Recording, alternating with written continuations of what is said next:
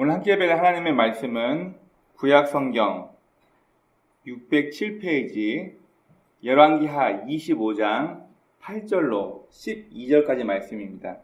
저부터 한 절씩 교독하겠습니다. 8절입니다. 바벨론 왕 느부갓네살의 19째 해 5월 7일에 바벨론 왕의 신복 12대장 느부사라단이 예루살렘에 이르러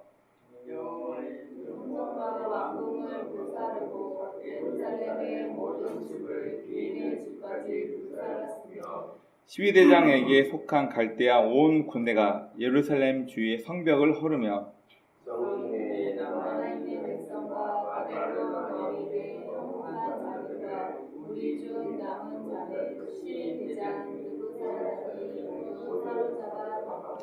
시위대장이 그 땅에 비천한 자를 남겨두어 포도원을 다스리는 자와 농부가 되게 하였더라.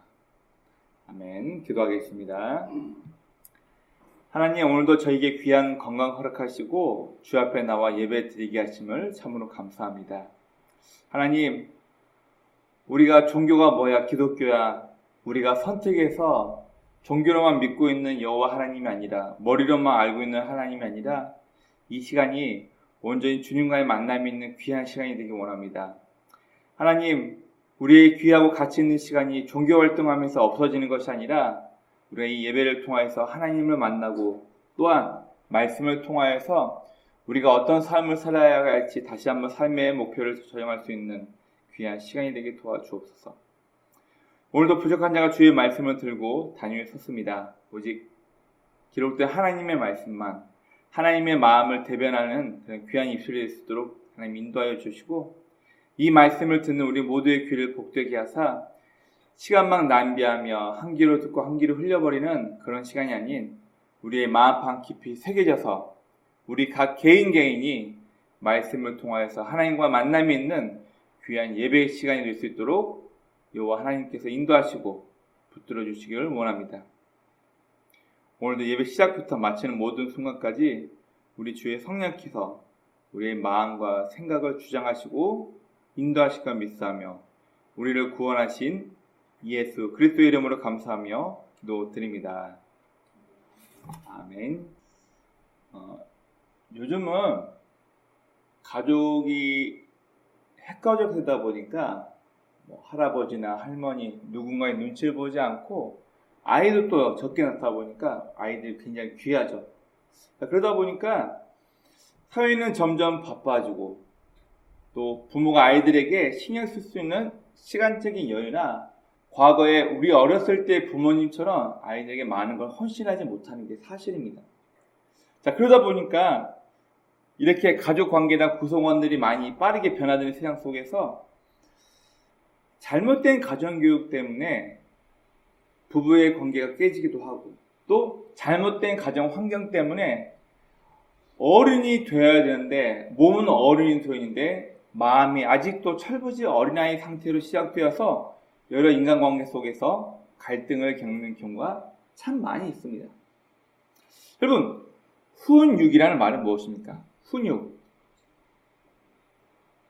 이 땅을 살아가는 모든 어린아이들, 훈육이라는 것이 필요합니다.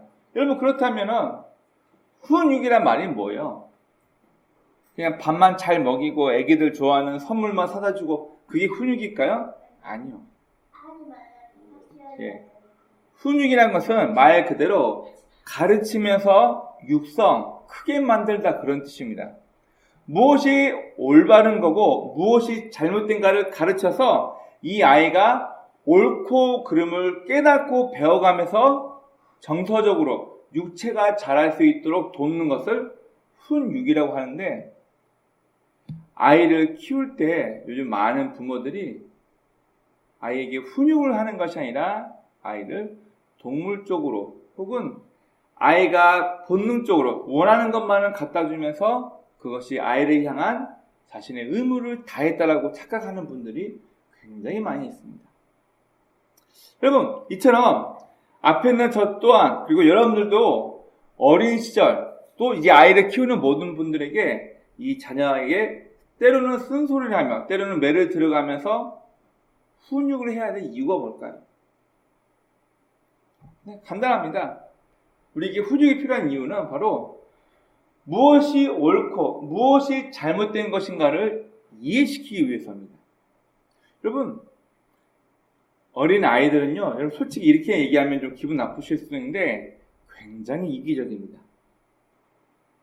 사회에 나가기 전에 부모를 통해서 나의 모든 필요한 것들을 내 부모가, 내 엄마 아빠가 다 채워주다 보니까 이 어린 아이들은 백지와 같은 상태이지만 너무나 이기적이기 때문에, 자기 중심적이기 때문에 남들과 함께 어울려 사는 방법을 가르치기 위해서는 내가 있는 다른 상대방을 괴롭히거나 나의 즐거움을 위해서 상대방을 귀찮게 하거나 이런 것들을 피하고 잘못되었다는 것을 알려주고 무엇이 사랑받고 무엇이 칭찬받는 행동인가에 대해서 옳고 그르고에 대해서 아이를 부모의 화가 나서 부모가 화풀이하기 위해서 애를 혼내는 것이 아니라 이건 반드시 고쳐야 할 잘못된 행동이고 잘못된 태도라는 것을 알려주기 위해서는 반드시 훈육이 필요합니다.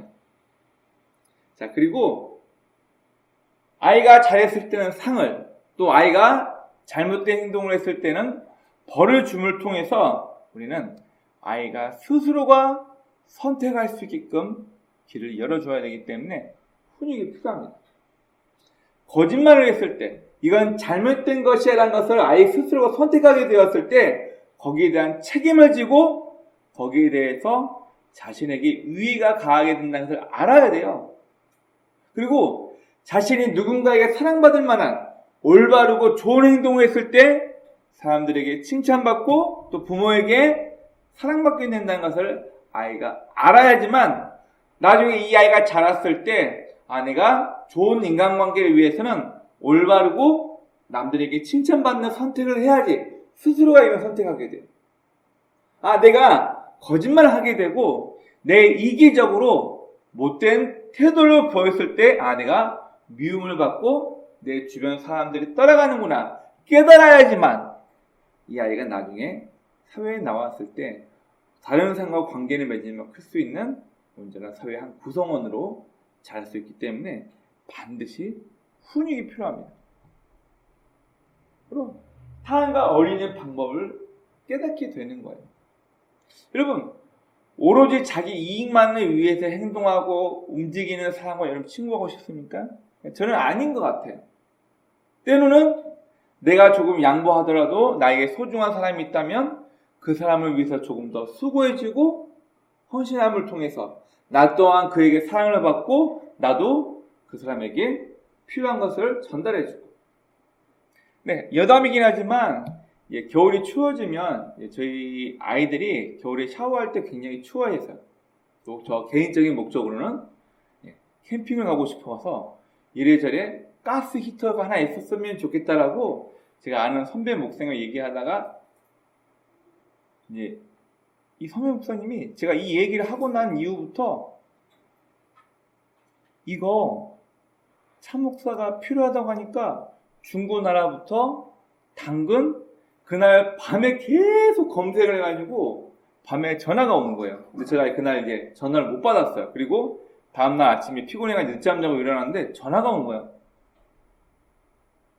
마산 분이셔가지고 왜 이리 전화를 안 받냐? 내가 이렇게 찾았는데 그런 얘기하면서 빨리 전화하고 확인해보라고. 지금 참목수 네가 찾고 있는 그 가스 히터가 굉장히 좋은 가격에 나왔노라. 그래서 결국 어제 밤늦게 가가지고 보통 한 20만원 중후반대 나오는 거를 12만원 사왔어요. 여러분 생각해보세요. 가격이 싸게 물건을 샀다. 물론 그것도 좋지만 후배인 제가 뭐 있었으면 좋겠는데 이거 어때요? 물어보니까 제가 그걸 좋은 가격에 사게 하려고 밤부터 계속 검색해가지고 그날 밤에 알려준 거예요. 제가 이제 전화를 못 받은 거예요. 그러면 저는 어떤 마음이 들었냐면 어떻게 보면 별거 아닌데 나에게 필요한 것을 찾게 해주려고 밤새 전화해보고 인터넷 검색해서 확인해보고 제가 뭘 느꼈냐면 이분이 나를 이만큼 신경 쓰고 나를 아껴주는구나. 그런 마음이 드니까 너무나도 고마운 거예요. 여러분, 바로 인간관계도 이런 것 같습니다. 다른 건 아니지만, 별거 아니지만 아이가 부모를 통해서 어떻게 하면 내가 내 부모를 사랑하고 아낄 수 있는지, 어떻게 하면은 내 부모가 나 때문에 화나고 슬퍼하는지. 그럼 가끔 육아 프로그램 같은 걸 보면은 엄마 힘드니까 내가 도와줄게 하면서 4살짜리 애들이 혹은 3살짜리 애들이 이제 말 듣기 시작한 아이들이 엄마 도와준다고, 이제 제가 프로그램에서는 엄마가 항상 커튼이나 카페트 같은 거 이렇게 뒤집어 가지고 청소하는 거를 기저귀 차고 있는 애가 젖꼭지 물면서 엄마가 으잉 하니까 습관대로 엄마 따라해서 뭐 하는 줄 아세요? 네. 카페트 이렇게 들고 엄마가 청소기로 카페트 밑에 할 때까지 얘가 들고 있어. 그리고 엄마가 이쪽으로 다 하니까 또 애가 먼저 이렇게 가가지고 카페트 이렇게 들고 엄마 청소할 때까지 기다리는 거예요. 그럼 배운 거예요. 몸으로 습득했다는 거예요. 결국 저에게, 우리 모두에게 훈육이라는 게 필요한 이유는 다른 게 아닙니다. 다른 사람들과 함께 어울려 살기 위한 사회성을 만들기 위해서 우리에게는 반드시 훈육이라는 것이 필요합니다. 여러분, 우리 신앙인도 마찬가지입니다. 하나님, 나 이거 주세요. 저거 주세요. 나에겐 이런 계획이 있는데요. 이번에 우리 남편이 사업 승진하기 위해서 사업 잘하고 우리 아들 좋은 대학 가고 이번에 제가 비싼 서울 강남의 땅을 샀는데 이게 몇 배 오를까요? 강남 땅에 못 샀으니까 주변 성남에 좋은 아파트 하나 얻었는데 하나님 이거 몇 배 불려가지고 내가 강남권에 진출하려고 합니다. 철없는 어린아이처럼 하나님 앞에 이거 달라 저거 달라 요구만 하고 우리가 훈련받지 못하고 배우지 못한다면 우리는 신앙적으로 몸은 컸지만 여전히 철부지 어린아이 같은 태도를 버리지 못한 종교인으로 남아있을 확률이 굉장히 큽니다. 그럼 우리 참신앙이라는 것은 결국 내가 믿고 있는 종교를 통해서, 내가 선택한 신을 통해서 나에게 원하는 것, 내가 필요한 것을 얻기 위해서 신을 이용해 먹는 게 아니에요. 내 마음의 평안을 위해서 믿는 것도 아니고요. 누구 눈치 보면서 잘 벌고 교회 다니고 절 다니는 것도 아니고요. 중요한 건 우리는 보이지 않는 하나님의 손에 의해서 훈육받습니다. 무슨 얘기하면은 우리의 선택 때문에 때문에 우리는 책망받고 고통스러운 만큼 아픔을 경험하기도 합니다. 왜냐고요? 잘못된 선택이 아니라 올바른 선택하게끔 내가 신앙인으로서 잘못된 선택을 통해서 이렇게 내가 인간관계를 고통받는 것, 내가 잘못된 선택을 통해서 이만큼 후회하고 아쉬움이 남구나, 이걸 깨닫게 하려고 하나님께서는 때로는 우리가 원하는 대로 우리의 모든 것들을 다 이루어지지 않고 때로는 하나님 왜 가만히 계시나요?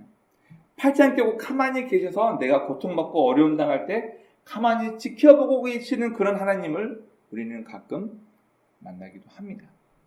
그래서 우리는 보이지 않지만 하나님의 손에 의해서 훈육되어서 우리는 하나님의 사람답게 커가고 있는 과정이 있는 것을 참된 신앙이라고 말할 수 있을 것입니다.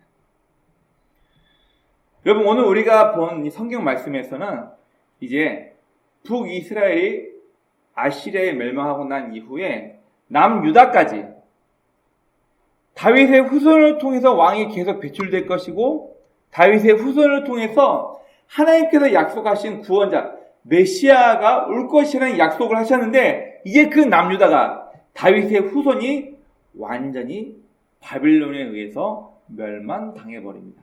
나라가 없어져 버려요. 자, 우리가 성경을 보면은 이 바벨론이라는 나라가 남유다를 3번 침공합니다. 첫 번째, 두 번째, 세 번째 침공해서 이제는 오늘 읽었던 본문에서 남유다는 성벽까지 모든 것들이 다 무너지고 불태워버리고 우물을 메워버리고 농작물이 크는 땅에다가 소금을 뿌려고 불질러버려요. 여러분, 그럼 어떻게 되나요? 그 땅에서 농산물이 나오나요? 아예 사람이 살지 못하게끔 땅을 황폐하게 만들어버리고 정말 할 일 없고 비료한 사람들만 남겨놓고 대부분의 사람들 잡아 포로로 끌려가 버리게 됩니다. 여러분 앞에 그림 잠깐만 보겠습니다. 자, 여러분 이 순서를 한번 잘 보시기 바랍니다. 이제 16대 왕 요시야 왕이 죽고 난 다음에 그의 아들 여호아하스가 왕이 되는데, 이 여호아하스는 며칠 왕을 못해요. 자, 요시야 왕이 무엇 때문에 죽었다고 성경에 나와있죠? 아시리아를 도와서 바벨론과 전쟁하려고 남쪽에서 올라오는 애굽의 이집트 군대를 막았다가 이때 전사합니다. 그리고 요시야 때문에 길이 막혀서 늦게 아시리아와 함께 바벨론을 치려고 했는데 전쟁에서 대패해요. 칼크미시 전투. 성경에는 갈그미시라고 나오는데 칼크미시 전투에서 이집트가 완전히 대패하고 자기 본국으로 귀환하면서 승리를 하니까 홧김에 남유다를 쳐들어와가지고, 야, 니네 요시야 왕 때문에 우리가 전쟁을 했어. 니네 전쟁 배상금 내라고 이 여호아스를 폐위시켜버려요. 폐위시켜버리고 누구를 왕으로 삼냐면 다른 아들이었던 여호아김을 다시 왕으로 세웁니다. 자, 그런데 저번에도 말씀드렸지만 고대 근동의 비문에 이 갈케미시 전투에 대해서 다 나와 있고, 지금의 이라크 박물관에 되면은 고대 바벨론이 칼크미시 전투할 때 남유다라는 작은 나라가 애굽의 군대를 막았다, 이런 이야기를 알게 돼가지고 이 바벨론 왕 느부갓네살 왕이 포로로 끌고 온 남유다 사람들만이 거할 수 있는 땅을 주고 이들이 선거에도 참여하고 사유재산을 모을 수 있게 하고, 또 결혼을 통해서 신분이 상승될 수 있게끔 모든 포로치고는 굉장히 관대한 정책을 편다는 내용에 대한 것들이 이라크 박물관에 이미 기록이 되어 있습니다. 그런데 왜 바벨론 왕은 남유다를 곱게 냅두지 않고 3번이나 침공하고 남유다를 결국 멸망시켜버려서 포로로 끌고 왔을까요? 여러분, 이 실제 역사를 보면 칼크미스 전투 이후 애굽은 북방으로 아예 올라오지 못합니다. 무슨 얘기냐면 아예 국가적인 국가 권력이 완전히 사그라들어가지고 고대 근동의 패권을 잡고 있던 이집트가 이제 서서히 무너지고 있는 시기가 바로 이 갈크미스 전투 이후예요.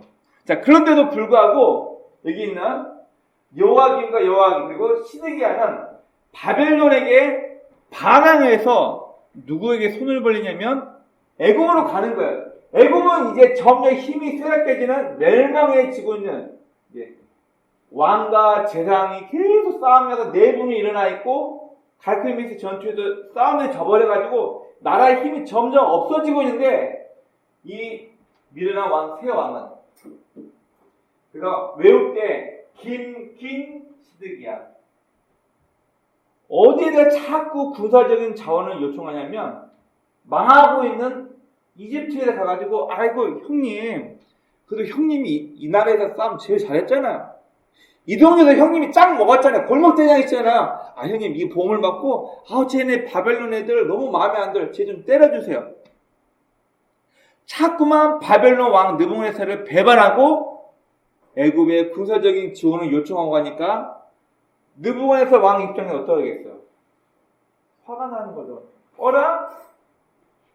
일개의 작은 남유다에서 갈케미스 전투에서 요시아라는 왕 때문에 내가 이 나라를 선대하려고 했는데 이것들이 계속 애굽이랑 이집트랑 짜고 나한테 반항하네.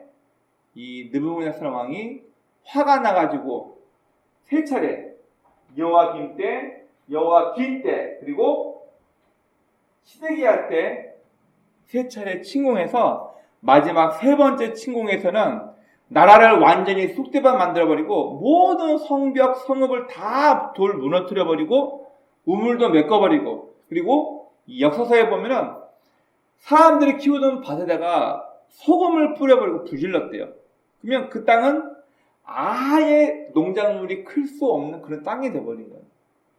천민, 아무 글도 읽을 수 없고 아무것도 할 수 없는 사회적 약자들만 냅두고 야 너네는 앞으로 이 땅에서 니네 마음대로 하고 살아 냅둬버리고 귀족들 핵심 인재들 싹 포로로 잡아가지고 바벨론 땅으로 가버려서 결국 오늘 본문에서는 남유다가 이렇게 세 번째 바벨론의 침공에서 완전히 멸망당한다는 내용이 나와 있습니다.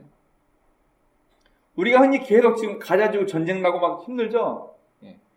이스라엘 나라가 이렇게 바벨론 포로로 끌려와서 여러분 70년 동안 포로로 끌려와 있던 나라가 없는 상태예요.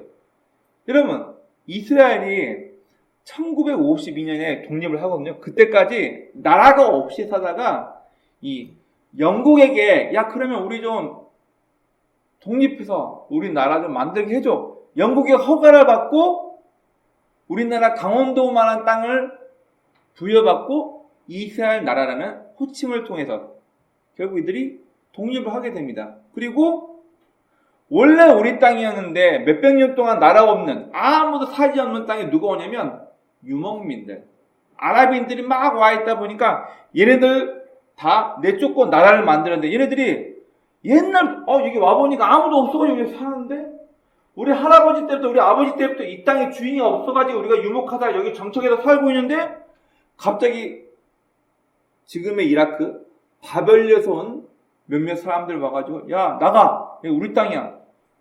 기분 좋겠어 나쁘겠어요? 결국은 영국이라는 나라가 식민지화를 벌이고 할 때 잘못된 약속을 해가지고 이 포로들 돌아왔을 때 예루살렘 그리고 이스라엘 나라로 독립을 허가할 때 얘네들이 좀 잘못을 해 영국이. 그리고 유목민들 다 쫓아낸 것이 아니라 유목민들을 뭐라고 부르냐면 유목민들은 여기저기 사방에서 모여있는 사람들이 모인 집단이기 때문에 나라가 없는 사람들이거든요. 영국이 뭐라고 명칭해버리면 야 그러면 얘네들 조상 이 땅의 조상들 중에 힘 제일 센 애들이 누구냐? 팔레스타인이요. 팔레스타인은 누구예요? 구약시대부터 계속 이스라엘 사람들을 괴롭혔던 오방배. 자, 누구죠? 블레셋. 블레셋이 이게 한자말로 번역하다 보니까 원래는 팔레스타인이 중국말로 번역된 한자를 억지로 우리나라식으로 끼워 맞추다 보니까 그러니까 팔레스타인이 블레셋으로 번역이 된 거예요. 자, 그러면 가자지구가 원래 블레셋의 5방백 중에 가장 힘이 좋은 나라, 가장 힘이 셌던 방백이었는데 이 나라가 과거 이런 역사 때문에 이스라엘은 지금도 블레셋과 가자지구에서 계속 싸움이 나고 있는 거예요. 가자지구에서는 이스라엘을 싫어하는 아랍 국가로부터 계속 돈과 폭탄과 무기 원조를 받고 여러분 그리고 여러분 아셔야 될 게 어떻게 병원에다가 학교에다가 이스라엘군이 폭탄을 던지냐. 실제 그곳에 살고 있는 아랍인들이 뭐라고 얘기하냐면은 갔다 온 사람들도 있어요. 병원 밑에 학교 밑에 지하 벙커처럼 통로가 있어가지고 무기를 그쪽으로 실어다 나른다. 그리고 심지어 군인들이 배달하면 그 지하 벙커 통로로 자전거 오토바이가 지나면 피자 배달을 해준대요. 실제 거기 살고 있는 사람들 얘기한 겁니다. 그러니까 이스라엘이 인도적으로 너무 못됐다 그러는데 학교나 병원에 폭탄을 던질 수밖에 없는 이유가 그 밑에서 게릴라처럼 싸우니까. 이스라엘과 팔레스타인은 그 누가 말려도 말려지지 않는 종교전쟁과 비슷한 전쟁을 하고 있기 때문에 여기는 해결 안 돼. 지금도 시리아 쪽 헤즈볼라하고 계속 싸움 나고 있는데 얘네들은 이 전쟁은 해결이 안 됩니다. 말이 길어졌는데 요시왕 이후에 긴 시드기야가 이 바벨론 왕 느부갓네살을 계속 거역하고 남쪽의 이집트와 손을 잡고 자꾸 견제하니까 이 세 번째 침공했을 때 남유다를 완전히 멸망시켜버립니다. 그러면 하나님께서 다윗에게 했던 약속은 어떻게 되는 거예요? 다윗의 후손을 통해서 왕이 계속 나온다고 했는데 이제 왕가는 완전히 멸망해버렸어요. 다 포로로 끌려가 버리는데 북이스라엘은 다른 잡족과 혼혈이 되어가지고 민족 자체를 지파도 아예 사귈 수가 없는 그런 형태인데 남유다는 어떻게 돼요? 남유다는 유태인이라는 말이 왜 있어요? 네, 유다 지파 사람들이란 말에서 유태인 나인 거예요. 이들은 바벨론 포로로 끌려가서 바벨론의 포로 정책 때문에 이들은 온전히 유대인들이 남아있어서 이들이 그대로 포로에서 해방되어서 나라를 세운 나라가 지금의 이스라엘이라고 하는데, 현지 이스라엘인들은 자기를 이스라엘이라고 부르는 명칭을 굉장히 싫어합니다. 이스라엘은 이미 없어졌어요. 누구만 남아있어요? 유다 지파, 유태인만 남아있기 때문에 지금은 이 이스라엘은, 우리는 외부에서 부를 때 이스라엘이라고 부르지만 현지 사람들은 자기를 이스라엘이라고 부르는 거 굉장히 불쾌한다고 생각을 합니다. 여러분, 그런데 남유다가 완전히 멸망당한 것 같지만 하나님께서는 희망을 남겨주십니다. 우리 오늘 읽었던 본문 마지막 27절과 30절 말씀만 보시기 바랍니다. 오늘 읽었던 본문 25장 27절로 30절까지 말씀을 볼게요. 제가 한번 읽어보겠습니다. 유다왕 여호와긴이 사로잡혀 간지 37년 곧 바벨론의 왕 에월므로닥시 즉위기 한 원년 12월 그달 27일에 유다의 왕 여호와긴은 옥에서 내어놓아 그의 머리를 들게 하고, 다시 왕권을 회복시켰다는 얘기예요. 자, 그리고 보세요. 28절. 그에게 좋게 말하고 그의 지위를 바벨론과 그와 함께 있는 모든 왕의 지위보다 높이고, 포로로 끌려온 사람을 옥에서 석방하고 지위를 높였대요. 29절 보겠습니다. 그 죄수의 의복을 벗게 하고 그의 일평생에 항상 왕 앞에서 양식을 먹게 하였고, 바벨론 왕 느부갓네살 왕의 아들인 그의 후계자인 에월므로닥과 겸상하여서 식사를 했대요. 왕과. 30절. 그가 쓸 것을 날마다 왕에게서 받는 양이 있어서 종신토록 끊이지 아니하였더라. 왜 갑자기 너 우리 배신하고 이집트 손잡았지? 너 봐. 아버지 때 느부갓네살 왕 때 완전히 멸망시켜버리고 포로로 끌려왔던 남유다의 왕 여호와긴을 복권시키는 거예요. 나라가 없는 상태니까 이 고대 바벨론 굉장히 많은 땅덩어리에서 여러 개 심어놓은 분봉왕, 너는 이 지역을 치리하고 너는 이 지역을 치리하고, 이런 사람들처럼 포로로 끌려왔던 여호와긴의 권력을 회복시켜주고 일평생 왕이 그에게 쓸 것을 주고 왕과 겸상하여서 한 테이블에서 밥을 먹었다. 포로로 잡아놓고 왜 갑자기 회복시켰을까요? 성경에서는 이 모든 자세한 내용들 다 나와 있지 않지만 정황적으로 이제 이집트도 이미 멸망의 길을 걷고 있고, 과거 우리나라를 위해서 힘썼던 요시야 왕 때문에 이 여호와긴의 권위를 다시 한번 회복시킨 것이 아니냐. 역사에 기록되었기 때문에. 자, 보수 학자들은 그렇게 얘기를 합니다.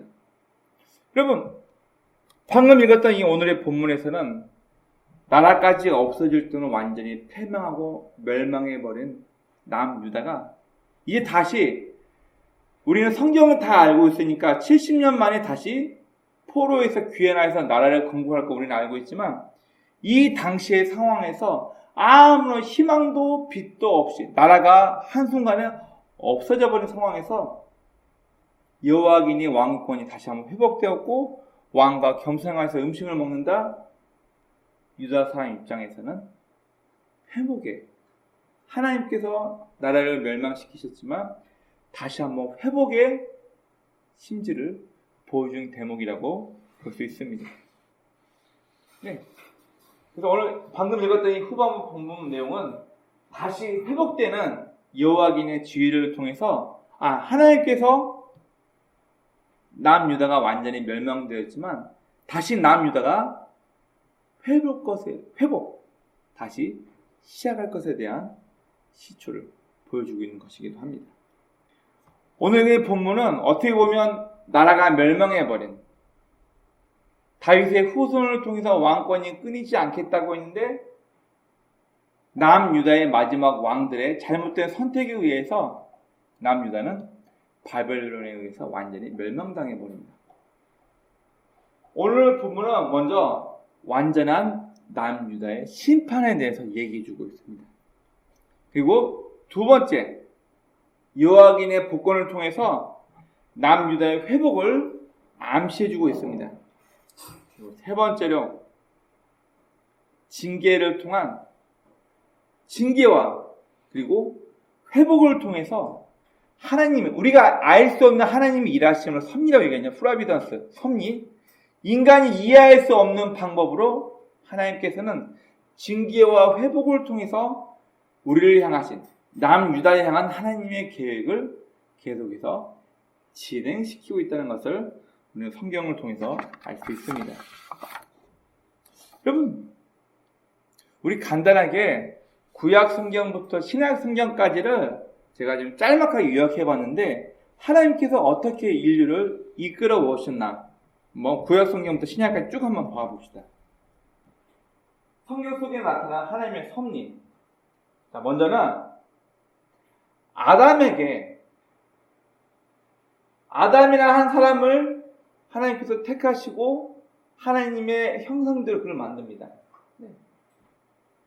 인간을 만들어요. 하나님께서는 창세기 1장 24절부터 26절까지 보면은 우리의 형상대로 사람을 만들어서 이 사람이 이곳을 다스리게 하자. 그러니까 하나님의 원래 목적은 인간, 아담을 만들어서, 아담의 말 자체가 흙이라는 뜻이거든요. 하나님과 반려적인 존재로 이 아담이라는 존재를 만드는데 이 아담이 어떻게 선택하죠? 하나님이 아니라 뱀의 말을 듣고 하나님께서 금하신 하나님과 관계의 회복을 위해서 이거는 범하지 말라고 정해놓은 선인 선과 악을 알게 하는 나무를 먹게 되고 결국 인류 최초의 범죄가 들어와요. 자, 그 다음 하나님께서는 수많은 사람 가운데 고대 근동에서 메소포타미아 두 강 사이라는 유프라데강과 티그리스강 사이에서 엄청나게 발달된 문명의 이기를 완성된 메소포타미아 사이에서 아브라함이라는 한 사람을 선택합니다. 그리고 이 아브라함을 통해서 아담을 통해서 인간을 만드신 하나님의 창조 목적은 하이 넷쉐마, 원어 성경을 보면 하이 살아서 넷쉐마 하나님의 음성을 듣는 존재로 살아서 하나님의 음성을 듣는 존재로 인간을 만드는데 아담 때 그게 실패가 되죠. 그래서 하나님께서는 아브라함이라는 사람을 불러내어서 아브라함을 통해서 그의 후손들을 통해 경건한 하나님의 백성을 만들기를 계획하십니다. 아브라함의 하나님, 이삭의 하나님, 야곱의 하나님, 족장들을 훈련시키면서 하나님이라는 존재가 어떤 분인지를 족장들에게 알려주고 족장들을 통해서 그들의 후손들이 여호와 하나님이 어떤 분인지 깨닫고 알게끔 그들을 하나님께서 훈련시키셨는데 이게 또 안 돼요. 애굽에 내려가게 되고 애굽에서도 힉소스 민족에 의해서 선대했다가 애굽의 본 왕토가 힉소스 민족을 완전히 쓰러뜨리고 이스라엘 민족들을 완전히 억압하게 만들면서 이스라엘이 이제는 소수 민족이 아니라 60만 명이 넘는 어마어마한 6천만 명이죠. 6천만 명이 넘는 어마어마한 사람으로 성령의끔 만들어서 이들에게 가나안 땅 영토를 주고요. 국민이 있고요. 그들에게 하나님의 율법, 법을 줘서 이스라엘은 나라를 만들어서 하나님이 선택한 민족, 이스라엘 민족을 통해서 하나님께서 인간을 창조한 목적대로 이들을 인도하시려고 합니다. 자, 이들 또 사사기를 통해서 타락하죠. 우리도 다른 나라처럼 왕이 대신 나가서 우리를 위해서 전쟁 수확품을 끌고 왔으면 좋겠는데 우리를 대신해서 대표 다른 나라처럼 왕 주세요. 왕이 시작됩니다. 왕정 시대. 이제는 대표자를 통한 하나님의 통치를 상징하는 시대가 됩니다. 그래서 열왕기 역대기를 보면 왕이 좋은 왕이었냐에 따라서 나라가 평안하고 왕이 하나님을 외신하고 못된 왕이었냐에 따라서 나라가 흔들리고 왕, 즉 대표자를 통해서 하나님께서 통치를 하십니다. 그리고 오늘 본문에 나와 있는 포로기와 귀환, 70년 만에 포로에서 귀환하는 이 시대를 통해서 하나님께서는 징계하십니다.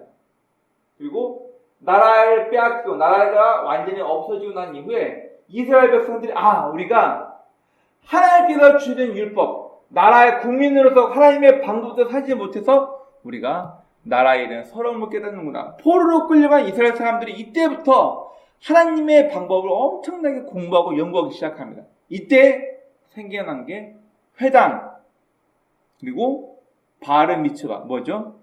13세가 되면은 하나님의 율법을 공부하기 위해서 13살이 되면은 바알 미츠바 의식을 통해서 회당에 참석할 수 있는 권한을 주고 이스라엘 백성들을 철저하게 이 포로기를 통해서 하나님의 방법대로 살기 위해서 하나님의 성경을 공부하고 연구하게 되면서 미시나 하나님의 율법을 생활하게 적용하기 위해서 수많은 이야기털이 나오고 그 중에 대표자들 랍비들에 의해서 수많은 미시아들이 이제 율법을 생활화해서 이 율법에 관련된 내용들을 만들어가지고 우리가 알고 있는 탈무드라는 책이 탄생되어서 지금도 탈무드라는 책들이 나오고 있습니다.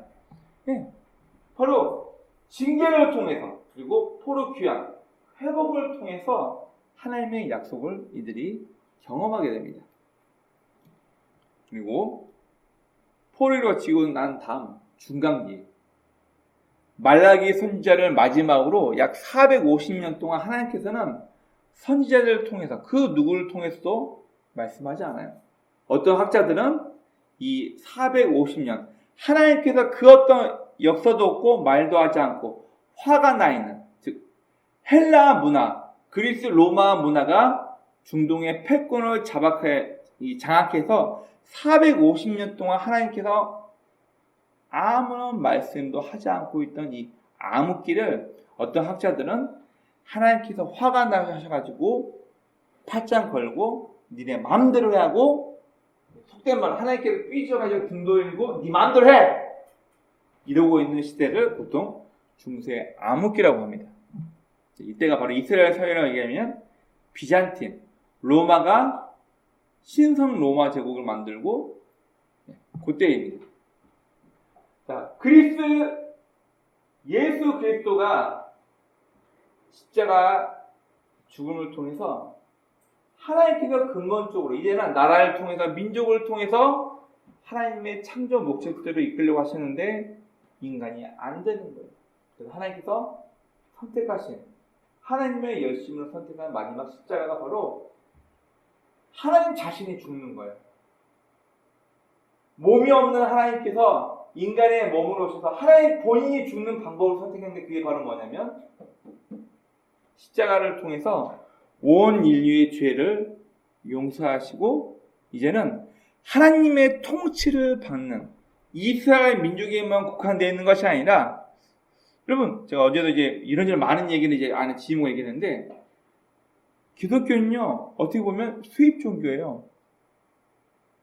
불교도 이집트와 중국을 통해서 수입해온 종교예요. 그럼 우리나라 토속 종교가 뭐예요? 유교가 아니고 중국에서 수입해온 거예요. 여러분 우리나라 토속 종교는 토속신앙, 천지신명이라고 해서 선앙당에다가 막 해놓고 자연에 깃들어 있는 우리 조상 귀신들 불러 모아놓고 비나이다 이렇게 내 정성을 보이니까 내 정성을 보고 내 소원 좀 이루어주세요.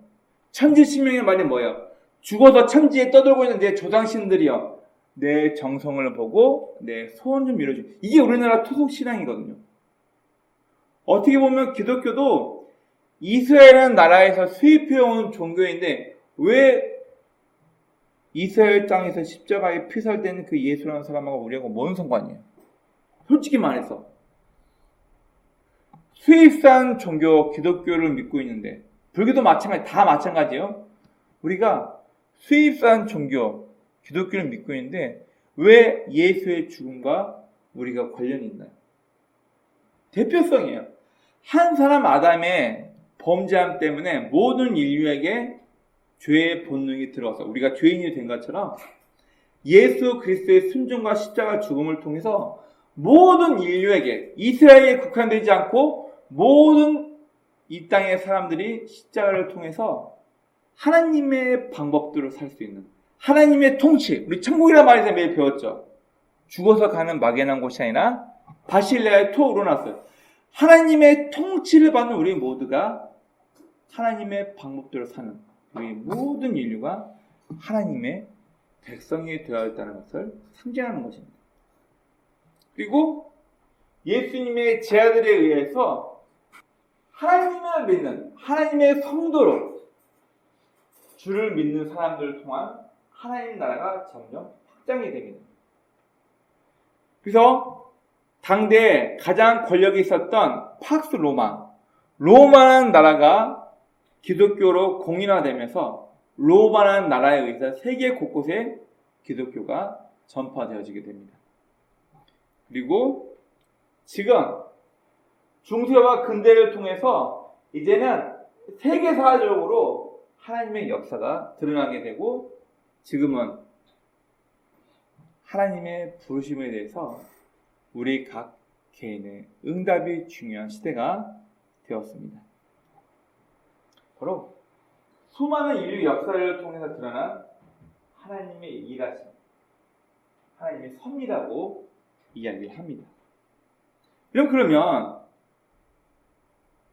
오늘 본문에서는 남유다를 징계, 완전히 멸망시키시고 이들을 70년 만에 회복하여서 다시 한번 나라를 일으키게 하고 그 나라에서 메시아 예수 그리스도를 통해서 하나님의 뜻이 이루어지게 만들어지는데 우리 개인도 마찬가지입니다. 나라뿐만 아니라 하나님께서는 지금도 저에게 여러분들에게 징계를 통해서 깨닫게 하셔서 하나님의 방법대로 하나님의 방향대로 인생을 살아오게끔 우리의 삶을 인도하십니다.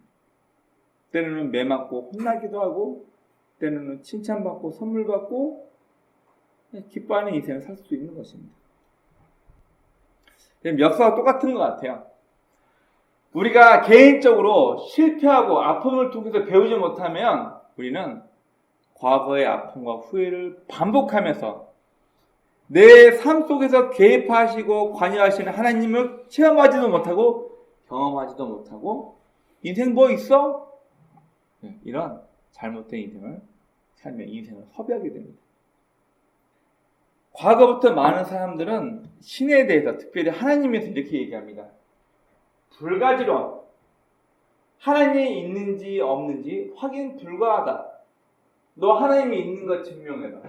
나는 하나님이 없다는 걸 증명했다. 인류 역사상 철학자들 계속 이런 싸움들이 계속 되어왔어요. 그래서 어떤 사람들은 불가지론, 신이 있니 없니를 우리는 확인할 수 없다. 그리고 방치형 창조자, 지구도 있고 지구와 태양 주변을 돌면서 달도 돌고 이런 거 보면 자연 환경을 보면 이건 저절로 있는 것이 아니라 분명히 신이라는 존재가 자연 만물, 지구를 만들고 우주를 만들었다 인정한다. 그런데 만들어 놓고 방치하고 있어요. 그래서 학자들이 어떻게 이게 표현하냐면 여러분 사막에서 손목시계를 발견했어요. 그럼 그 손목시계가 사막의 모래에서 저절로 튀어나왔어요. 아니라는 거야. 분명 그 시계를 만든 사람이 있다는 거야. 그런 것처럼 이 자연 세계, 지구를, 우주 만물을 보니까 분명 우리가 알 수 있는 신이라는 존재가 만들긴 만들어놨어. 근데 관여하지 않는 것 같아. 그냥 방치해. 모래사장 가운데 시계를 던져놓은 것 같아. 그게 우리가 살고 있는 이 세상이야. 방치한 창조자로 하나님을 오인하기도 합니다. 그리고 어떤 사람들은 하나님을 미련하고 못된 신으로 평가하기도 합니다. 쉬운 예로 세월호 사건 때 수많은 어린아이들이 250명이 넘는 어린아이들이 죄 없이 어른들의 못된 정치적인 계략 때문에 그 채찍탄, 지목한 앞바다에서 죽어나갈 때 신은 뭐였냐? 여러분, 중세시대 때 패스트에 의해서 유럽 인구의 3분의 2 이상이 흑사병으로 다 죽어요. 그때 신은 뭐였냐? 우리나라를 볼까요? 우리나라 공사권에서는 이 신이라는 존재를 없애야 하기 때문에 기독교인들을 제일 싫어했고 숙청 대상 1호가 목사였어요. 예수 믿는 사람들 다 교회로 끄집어져 놓고 문 잠궈버리고 엄청나게 많은 교인들을 공산당들이 화형시켜 죽였어요. 이때 신은 뭐였어요? 예수 믿는 사람들이 공산권에 의해서 교회에 갇혀가지고 다 불타 죽었을 때 하나님은 뭐였어요? 그래서 어떤 사람들은 미련하고 목된 신이라고, 아무것도 도와주지 않는 나쁜 신이라고 얘기를 합니다. 결국 각 개인이 하나님에 대해서 어떻게 체험하고 경험했냐에 따라서 그만큼의 신앙의 크기가 우리 가운데 자리 잡게 된다는 거예요. 내가 하나님을 이만큼 알고 내가 성경을 많이 알고 있으니까 너도 이런 신앙을 가져. 이러면 강요 못합니다. 본인이 깨닫고 알고 이해한 것만큼의 신앙을 가질 수밖에 없기 때문에 우리는 내 신앙을 남에게 강요할 수도 없고 내가 이만큼 했으니까 너도 이만큼 해야 되라고 말할 수 없는 것이 또한 우리의 신앙이기도 합니다. 여담이긴 한데요. 여러분 앞에 있는 저는 이 종교적으로 수많은 이야기와 내용들이 각색되어 있고 고증이 되어 있는 영화나 만화를 참 많이 좋아합니다. 특히 이 일본 애니를 보면 물론 허구가 많이 있긴 하지만 일본 애니가 재미있고 내용이 탄탄한 이유가 뭐냐면은 이런 고대 근동이라는 여러 가지 이야기들을 다 역사적으로 조사를 해가지고 자기네들이 상상한 것들과 짬뽕을 시켜서 이야기하는 경우가 되게 많아요.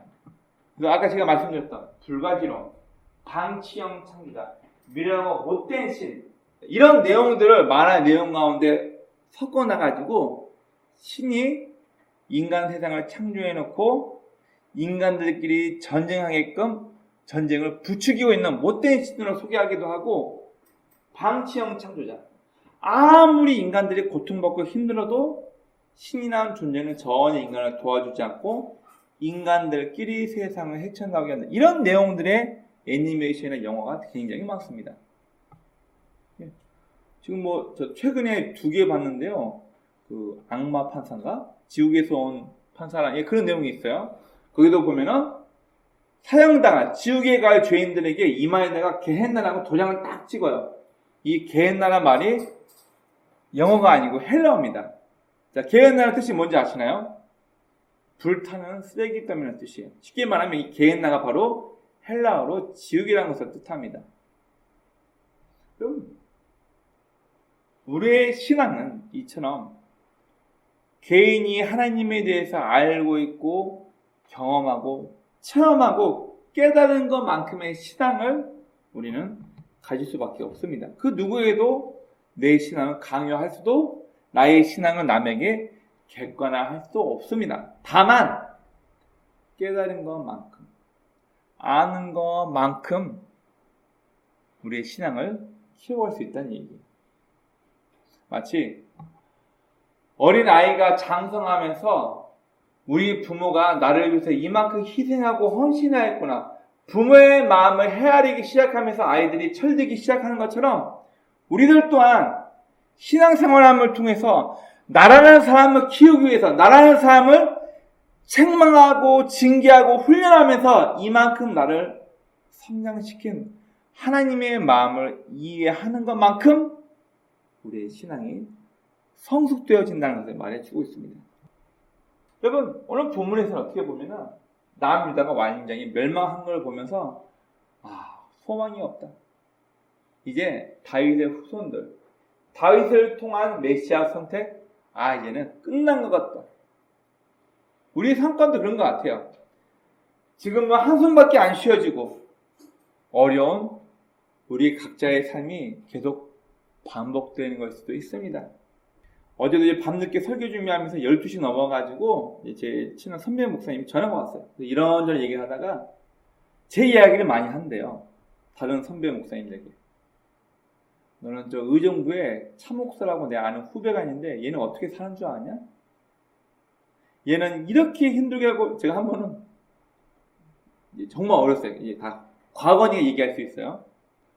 하진이에게 아이가 막 태어나가지고 유모차 태워주고 싶었어요. 한 번은 하진이에게 뭐 사주고 싶은데 제 주머니에 현금 1,000원이 없어가지고 못 써준 적이 있어요. 이런 얘기를 제가 한번 이제 지나갔으니까 과거에 그 선배나 이런저런 얘기하면서 나만 힘든 거 아니죠. 예. 교회 개척하셨던 많은 분들이 이런 어렵고 힘든 걸 겪으면서 목회를 하며 바르게 살아가고 있다는 것을 이런저런 얘기를 했는데 제 얘기를 한대요.